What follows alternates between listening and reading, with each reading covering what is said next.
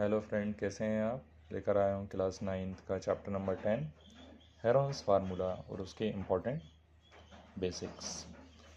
देखिए, Heron's formula की ज़रूरत क्यों पड़ी। अभी तक हम लोग जानते थे कि एरिया ऑफ द ट्रायंगल होता था, अगर वो राइट एंगल ट्रायंगल है तो 1/2 base into height.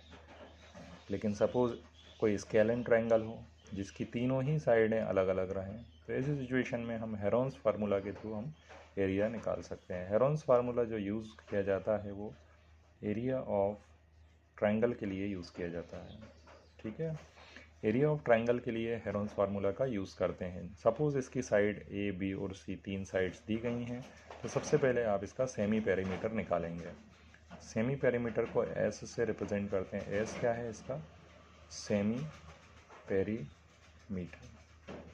Semi perimeter में सेमी का मतलब हाफ होता है, आधा पेरीमीटर कैलकुलेट किया जाएगा। तो इसका फार्मूला है ए प्लस बी प्लस सी, तीनों को ऐड करके बाई 2 कर दिया जाएगा।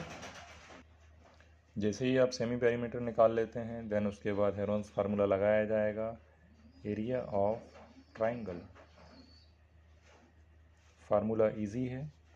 अंडर रूट साइन का यूज़ करेंगे हम, क्योंकि हमारे पास 3 साइड्स हैं, ए बी और सी, 3 साइड्स दी गई हैं। तो आप क्या करेंगे, सबसे पहले एस लिखेंगे, सेमी पेरीमीटर, ब्रैकेट लगाएंगे, एस माइनस ए आएगा, फिर सेकंड ब्रैकेट में एस माइनस बी आएगा, और थर्ड ब्रैकेट में एस माइनस सी आएगा। तो ये जो फार्मूला है हेरोन्स फार्मूला, उन सारे ट्रायंगल्स के लिए यूज़ किया जाएगा जो स्केलन ट्रायंगल हैं, जिनकी सारी साइडें डिफरेंट होती हैं। All the sides are different, सब साइड अलग अलग होंगी, तो हेरोन्स फार्मूले का यूज़ करेंगे। अगर ये right angle triangle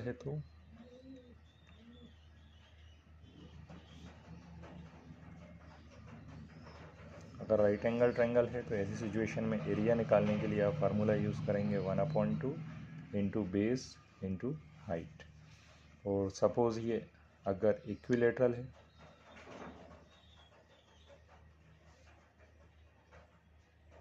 equilateral triangle किसको बोलते हैं? जिसमें ऑल साइड्स क्या होती हैं? सेम होती हैं। ऑल साइड कैसी होंगी? सेम। अगर सारी साइड सेम है तो इसका फार्मूला सिंपल है, area is equal to √3/4 into side square. इस फार्मूला के थ्रू आप इजीली सॉल्व कर सकते हैं।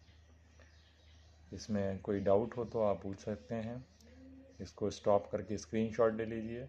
Please subscribe my channel and likes my video, share and subscribe, जिससे आपके नॉलेज को इंक्रीज़ कीजिए।